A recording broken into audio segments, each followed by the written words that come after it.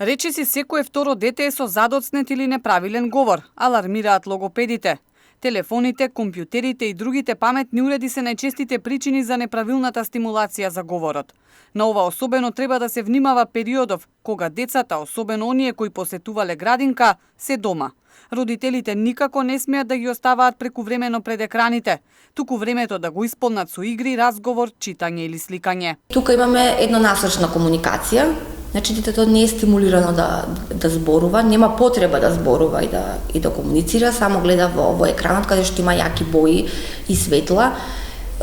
И така не се труди да комуницира и не го развива правилно говорот. Говорот му е сиромашен, реченицата му е неправилна, му е нејасна, кратка, или пак почнува да зборуваат на некој друг јазик кој што не е мајчин јазик. Проблемот со неправилниот говор кај децата станува се поголем. До својата 5-та година детето треба правилно да зборува.